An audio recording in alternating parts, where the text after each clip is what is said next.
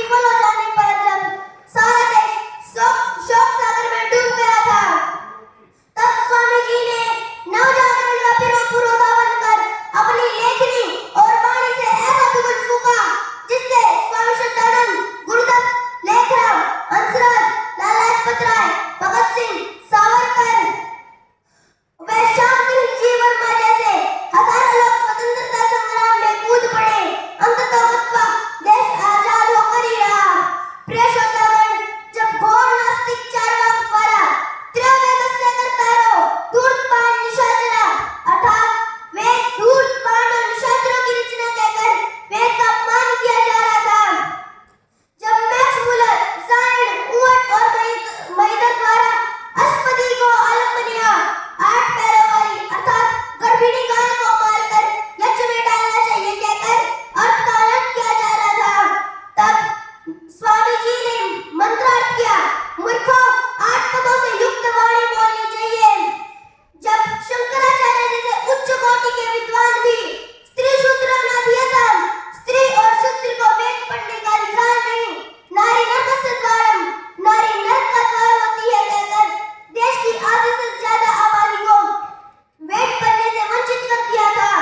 जब तुलसीदास जैसे राम भक्त भी ढोल कबार, पशु शूद्र और नारी ये सब ताड़न के अधिकारी कहकर नारी और शूद्र को अपमानित किया जा रहा था। जब कबीर जैसे संत भी नारी की छाया पड़त अंधा हो भुजंग, कबीरा उनकी कौन गत जो रहनित नारी के संग कहकर नारी जाति का अपमान किया जा रहा था। तब स्वामी जी ने यजुर्वेद के 26वें अध्याय के दूसरे मंत्र का उद्घोष करते हुए कहते हैं, यथेमां वाचम कल्याणी, यथेमां वाचम कल्याणी, महावतारे जनेभ्य ब्रह्मराजन्नाभ्याम शूद्राय चार्याय चस्वाय चारणाय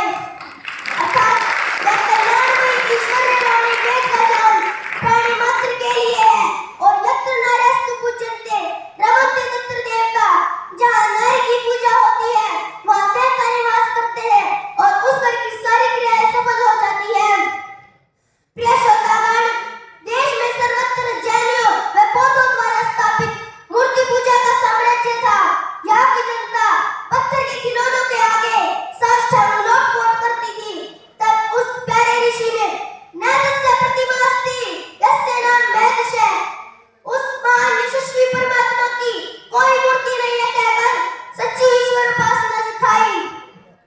प्रिय श्रोतागण, मूर्ति पूजा पर हुए विश्व प्रसिद्ध काशी शास्त्रार्थ को कौन नहीं जानता, जबकि दुष्मती कही जाने वाली काशी में स्वामी जी ने विशुद्धानंद और बाल शास्त्री जैसे 41 विद्वानों को धूल चटा दी थी, जिसके बाद उस चमचमाते हीरे की चमक चारों दिशाओं में फैल गई। यूरोपियनों ने स्वामी जी को भारतीय लूथर, हिंदुओं ने शंकराचार्य का अवतार तथा अमेरिकी योगी एंड्रयू जैक्सन डेविस ने परमात्मा का आज्ञा पालक पुत्र बता दिया। काशी शास्त्रार्थ के उपरांत तो पौराणिक खलबली मच चुकी थी।